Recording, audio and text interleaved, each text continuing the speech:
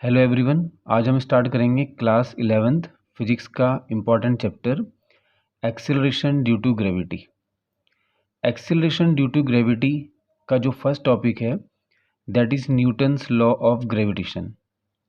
Newton's law of gravitation, तो gravitation के ऊपर न्यूटन्स ने अपना लॉ दिया जिसको हमने न्यूटन्स लॉ ऑफ ग्रेविटेशन बोला।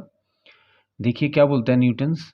Newton's law of gravitation state that every body in this universe attract every other body with a force. इस दुनिया में जो भी बॉडी होती है वो एक दूसरे को अट्रैक्ट करती है। Every body in this universe attract every other body with a force, एक फोर्स के साथ एक दूसरे को अट्रैक्ट करती हैं। और ये जो अट्रैक्शन होता है दोनों के बीच में, अगर आपको फाइंड करना है तो उसका फॉर्मूला भी न्यूटन ने दिया। उसने बोला कि जो फोर्स उन दोनों के बीच में लगेगा, जो भी दो बॉडीज़ हैं, मान लेते हैं ये है एक m1 है और एक m2 है। m2 m1 के ऊपर फोर्स लगा रही है, m1 m2 के ऊपर फोर्स लगा रही है। दोनों का कुछ मास है और मास के कारण जो फोर्स लगता है वो अट्रैक्शन वाला फोर्स होता है। मास हमेशा जो फोर्स लगाएगा वो अट्रैक्शन का फोर्स लगाएगा, रिपल्सन का नहीं लगाता। जो चार्ज होता है हमारे पास, जो कि हमने चार्ज पढ़े हैं, इलेक्ट्रोस्टैटिक फोर्स जो होता है, चार्ज के कारण जो फोर्स लगता है वो अट्रैक्शन भी हो सकता है और रिपल्सन भी हो सकता है। बट मास के कारण जो फोर्स लगता है वो हमेशा अट्रैक्शन वाला फोर्स होता है, ये आपको ध्यान में रखना है। तो न्यूटन्स ने यही बताया कि जब हमारे पास दो बॉडीज़ हैं और किसी का मास m1 है दूसरे का m2 है, तो दोनों एक दूसरे के ऊपर फोर्स अप्लाई करती हैं। तो कितना फोर्स अप्लाई करते हैं उसका फॉर्मूला भी न्यूटन ने हमें दिया। उसने बताया कि जो फोर्स हमारे पास लगता है विच इज़ डायरेक्टली प्रोपोर्शनल, वो डायरेक्टली प्रोपोर्शनल है to the product of their masses. F जो है डायरेक्टली प्रोपोर्शनल है प्रोडक्ट ऑफ देयर मासेस। पहले वाले का मास m1 है, दूसरे वाले का मास m2 है। अगर हम इन दोनों का प्रोडक्ट करा दें तो फोर्स जो है इन दोनों के डायरेक्टली प्रोपोर्शनल है। डायरेक्टली प्रोपोर्शनल का मतलब हो गया कि अगर हम m1 m2 की वैल्यू बढ़ाएंगे, इनका मास बढ़ा दें, अगर हम इन दोनों का मास को हम इंक्रीज़ कर दें या एक के मास को भी इंक्रीज़ कर दें तो F जो है इंक्रीज़ हो जाएगा। फोर्स डिपेंड करता है दोनों के मास के प्रोडक्ट के ऊपर। तो जितना इन दोनों का प्रोडक्ट इंक्रीज़ होगा उतना ही फोर्स भी इंक्रीज़ होगा। दोनों का मास डिक्रीज़ होगा तो फोर्स भी डिक्रीज़ हो जाएगा। तो F जो है डायरेक्टली प्रोपोर्शनल है m1 m2 के। इक्वेशन नंबर ले लेंगे फर्स्ट इसको, और फिर हम बताएंगे कि भाई जो इन दोनों के बीच का डिस्टेंस है, मान लेते हैं m1 और m2 के बीच का डिस्टेंस हमने r लिया है, तो दोनों के बीच का जो डिस्टेंस है उसके and inversely proportional to the square of distance between their centres. दोनों के बीच में जितना भी डिस्टेंस होगा उसके स्क्वायर के इन्वर्सली प्रोपोर्शनल होता है ये फोर्स। तो न्यूटन ने बताया कि जो फोर्स लगता है दोनों के बीच में वो दोनों के प्रोडक्ट, दोनों मास के प्रोडक्ट के डायरेक्टली प्रोपोर्शनल है और डिस्टेंस के स्क्वायर के इन्वर्सली प्रोपोर्शनल है। इन्वर्सली का मतलब होता है कि भाई अगर आप डिस्टेंस को बढ़ाओगे, डिस्टेंस को आप क्या करेंगे, बढ़ा देंगे। अगर हम इन दोनों के बीच का डिस्टेंस बढ़ा दें तो फोर्स हमारे पास क्या हो जाएगा, कम हो जाएगा, उल्टा होता है। अगर डिस्टेंस को कम कर दें तो डिस्टेंस कम करने पे फोर्स बढ़ जाता है। तो इन्वर्सली का मतलब कि अगर आप डिस्टेंस बढ़ाओगे तो फोर्स कम हो जाएगा और अगर आप कम करोगे डिस्टेंस तो फोर्स बढ़ जाएगा। और डायरेक्टली प्रोपोर्शनल का मतलब है कि अगर आप प्रोडक्ट को बढ़ाओगे तो फोर्स बढ़ जाएगा और कम करेंगे तो फिर कम हो जाएगा। तो ये एक इक्वेशन है, ये दूसरी इक्वेशन है, और क्योंकि दोनों ही फोर्स की इक्वेशन है तो फिर दोनों को कंबाइन कर देंगे। एफ जो है m1 m2 तो था ही प्रोडक्ट और इन्वर्सली प्रोपोर्शनल था 1/r²। के दोनों इक्वेशन को हमने कंबाइन कर दिया। तो जैसे हमने कंबाइन किया तो हमारे पास फार्मूला आया एफ प्रोपोर्शनल हो गया m1 m2/r²। के इन दोनों को हमने कंबाइन कर दिया। जैसे यहाँ पे देखते हैं, फर्स्ट कंडीशन तो कहता है कि f जो है डायरेक्टली प्रोपोर्शनल है m1 m2 दोनों के प्रोडक्ट के, और फिर बोलता है कि f जो है इन्वर्सली प्रोपोर्शनल है दोनों के बीच के डिस्टेंस के स्क्वायर के। दोनों को कंबाइन कर देते हैं तो f जो है प्रोपोर्शनल आ जाएगा कितना, m1 m2/r²। फिर इस डायरेक्टली प्रोपोर्शनल को हटाते हैं तो एक कांस्टेंट लगाना होता है जिसको कि हम कैपिटल जी नाम दे रहे हैं। तो इसको हटाया, कैपिटल जी आ गया, m1 m2 upon R square. तो ये जो फार्मूला बना ये न्यूटन्स का फार्मूला है, न्यूटन्स लॉ ऑफ ग्रेविटेशन। फिर देखिए क्या बोलते हैं आगे, तो ये हमारा फार्मूला आ गया, F directly proportional to m1 m2 upon R square. जब हमने डायरेक्टली प्रोपोर्शनल का साइन हटाया तो जी आ गया, तो एफ जो है जी m1 m2 upon R square. ये हमारे पास न्यूटन्स का लॉ आ गया, फार्मूला आ गया। इसमें जो कैपिटल जी है, कैपिटल जी को हम बोलते हैं universal constant of gravitation, universal constant of gravitation या ग्रेविटेशनल कांस्टेंट भी बोल सकते हैं इसे, यूनिवर्सल कांस्टेंट ऑफ ग्रेविटेशन या ग्रेविटेशनल कांस्टेंट। अगर हम एक केस मान लेते हैं कि भाई अगर m1 m2 दोनों की वैल्यू 1 हो जाए और जो डिस्टेंस है वो भी 1 हो जाए, तो अगर m1 भी 1 हो जाए, m2 भी 1 हो जाए और r भी 1 हो जाए, तो ये पूरी वैल्यू 1 हो जाएगी हमारे पास। तो जब पूरी वैल्यू 1 हो जाएगी तो f किसके इक्वल आ जाएगा, g के, या g f के इक्वल आ जाएगा, एक ही बात है।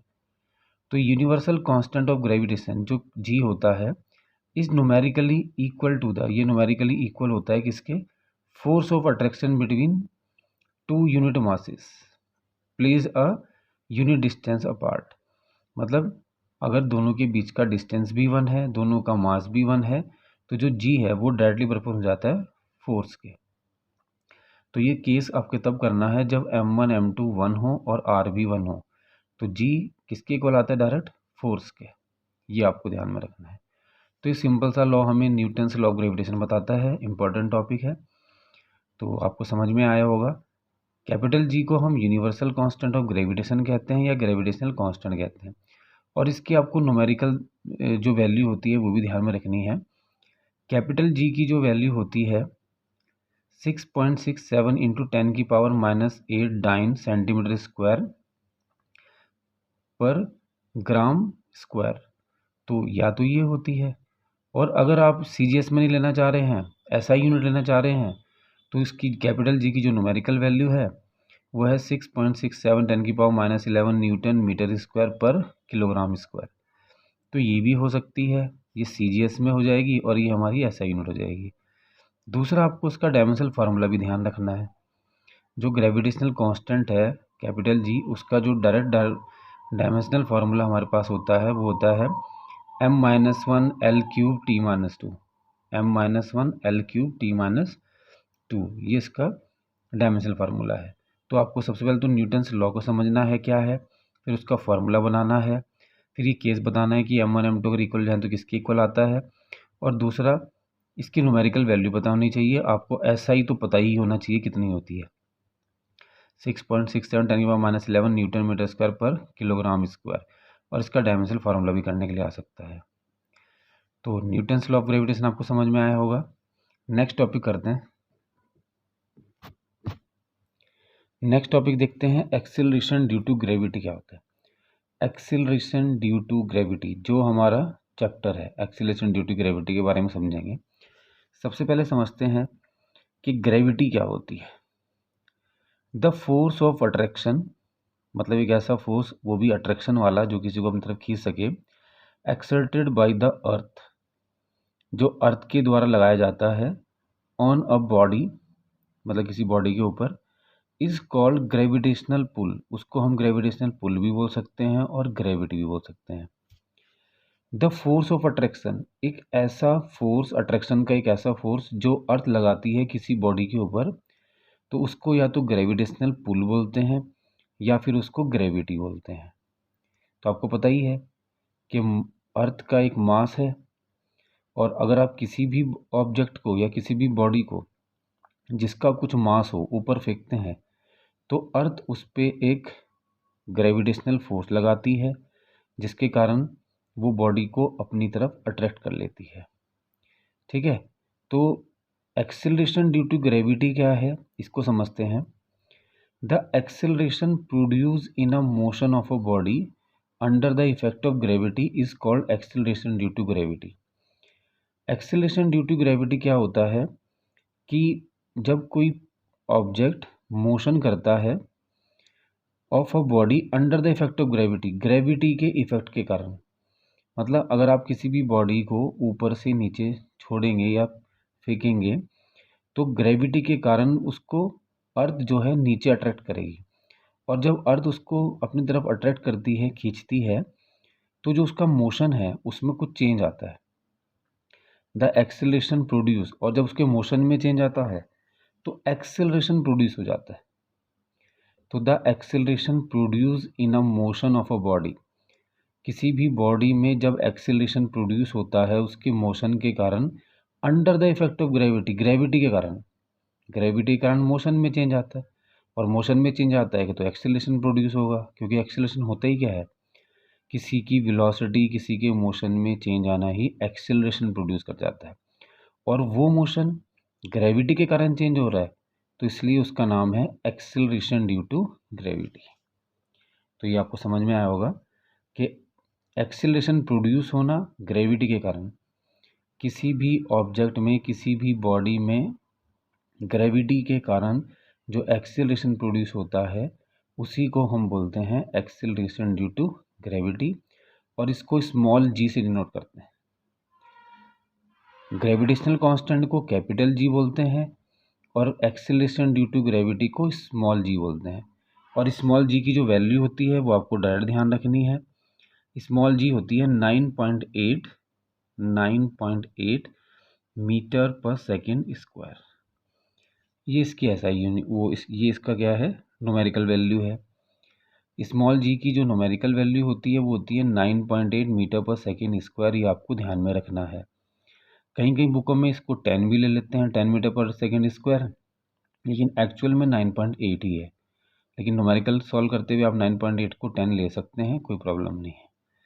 तो आपको समझ में आया होगा एक्सेलरेशन ड्यू टू ग्रेविटी क्या होती है, कि एक्सेलरेशन प्रोड्यूस करवाना है किसके कारण, under the effect of gravity, gravity के कारण किसी बॉडी में जो एक्सेलरेशन प्रोड्यूस होता है उसको ही हम एक्सेलरेशन ड्यू टू ग्रेविटी कहते हैं, और इसकी वैल्यू होती है 9.8 मीटर पर सेकेंड स्क्वायर। तो आपको ये समझ में आया होगा। नेक्स्ट टॉपिक देखते हैं। नेक्स्ट टॉपिक हमारा जो है वो आता है कि भाई जो कैपिटल जी है और जो स्मॉल जी है, इन दोनों में आपस में क्या रिलेशन है। रिलेशन बिटवीन कैपिटल जी और स्मॉल जी इम्पॉर्टेंट टॉपिक है। जी जो स्मॉल जी है इसका नाम है एक्सेलरेशन ड्यू टू ग्रेविटी, और जो कैपिटल जी है इसका नाम है ग्रेविटेशनल कांस्टेंट। तो ग्रेविटेशनल कांस्टेंट और एक्सेलरेशन ड्यू टू ग्रेविटी में आपस में क्या रिलेशन है, ये हमारा नेक्स्ट टॉपिक है। तो देखिए इनके जो हमारे पास रिलेशन है बहुत ही सिंपल सा है। सबसे पहले हमने कंसीडर किया that the earth of sphere, हमने कहा कि जो हमारे पास अर्थ है स्पेयर शेप में, उसका मास कैपिटल एम है और उसकी जो रेडियस है उसको कैपिटल आर बताया। और एक बॉडी हमने ली जिसका मास स्मॉल एम है और उसको अर्थ के सरफेस पे रख दिया हमने। तो हमने ये बोल लिखा है इसमें एम जो है मास ऑफ स्पेयर, मतलब अर्थ का मास है, और उसका रेडियस क्या है, आर है। एंड अ बॉडी, एक बॉडी है of a mass small m, जो स्मॉल एम है lying on the surface of earth के ऊपर रख दिया। हम कहते हैं if the size of body is very small, बहुत छोटी है, as compare to the earth, then the distance between the centre of body that of the earth will be. हमने बोला कि भाई जो इनके बीच का डिस्टेंस है, किसका, एक तो बॉडी है इसका सेंटर और एक अर्थ है, इसके सेंटर का जो डिस्टेंस है वो हमने कहा अर्थ का रेडियस ही है, क्योंकि सरफेस के ऊपर रखा हुआ है। जब सरफेस के ऊपर रखा हुआ है तो दोनों का बीच का डिस्टेंस वही होगा, और ये बहुत ही छोटी ऑब्जेक्ट है अर्थ के मुकाबले, तो इसके सेंटर और इसके सेंटर का बीच का डिस्टेंस हम कैपिटल आर लेके ही चलेंगे, उसमें कोई दिक्कत नहीं है, क्योंकि बहुत ही छोटा है। तो इसको टच करे या इसको सेंटर को टच करे ज़्यादा फर्क नहीं पड़ने वाला, बहुत बड़ी कैलकुलेशन है। तो हमने कहा कैपिटल आर ही है, तो रेडियस ऑफ अर्थ ही हमने ले ली।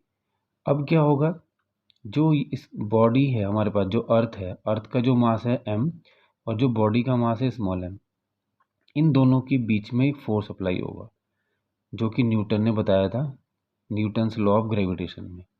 तो क्या फोर्स लगेगा, F इजिकल टू जी। वैसे तो M1 M2 होता था हमारे पास, लेकिन यहाँ पे जो M है, M1 जो है वो अर्थ का मास है, M2 जो है वो बॉडी का मास है। तो F is equal to G M1 M2, M1 की जगह M आ गया और M2 की जगह स्मॉल m आ गया, अपॉन बीच का डिस्टेंस आर स्क्वायर। ये न्यूटन्स का लॉ है, ये हमने पहले भी पढ़ा हुआ है।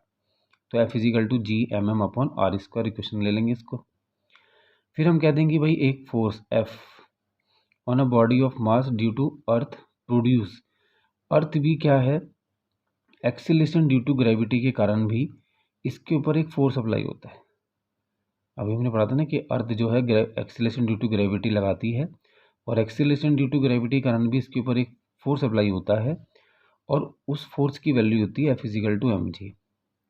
तो एक तो मास और डिस्टेंस के कारण एक फोर्स लगता है, और एक मास और एक्सीलरेशन ड्यू टू ग्रेविटी के कारण फोर्स लगता है। तो इसके ऊपर एक्सीलरेशन ड्यू टू ग्रेविटी के कारण कितना फोर्स अप्लाई होगा उसका फार्मूला है फिजिकल टू एम जी।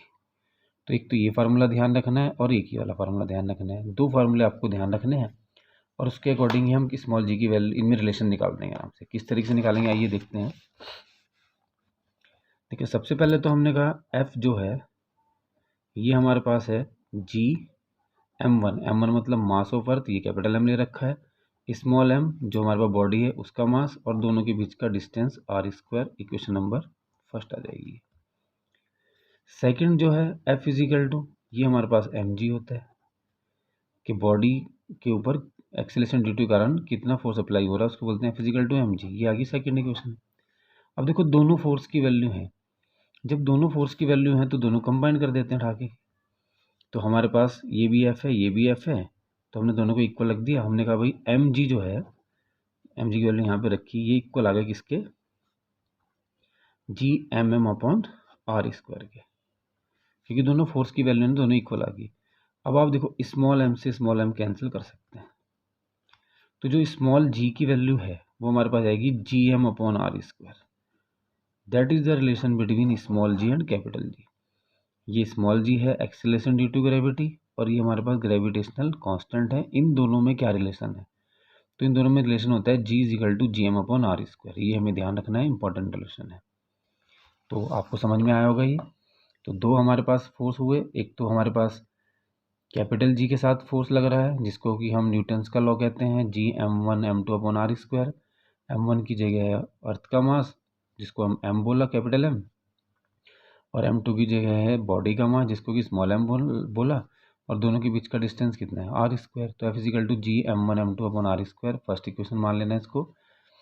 और ऐसे ही हमारे पास जो एक्सीलरेशन ड्यू टू ग्रेविटी कारण फोर्स अप्लाई होता है उसको बोलते हैं फिजिकल टू mg। तो ये दोनों फोर्स की वैल्यू है, दोनों कंबाइन रखा। कंबाइन रखने के बाद जैसे हमने कंबाइन किया और वो स्मॉल m कैंसिल हो गया, स्मॉल m कैंसिल हो गया, तो ये देखिए, तो जैसे हमने दोनों को इक्वल रखा स्मॉल m कैंसिल हो गया, तो स्मॉल g की वैल्यू आ गई G M upon R square. तो ये रिलेशन है किसके बीच में, स्मॉल g और कैपिटल जी के बीच में। Small g acceleration due to gravity है और कैपिटल जी ग्रेविटेशनल कांस्टेंट है। तो ये आपको समझ में आया होगा किस तरीके से रिलेशन निकाला। तो आपको समझ में आया होगा ये किस तरीके से हो रहा है। नेक्स्ट टॉपिक हम अगली वीडियो में करेंगे। Thank you.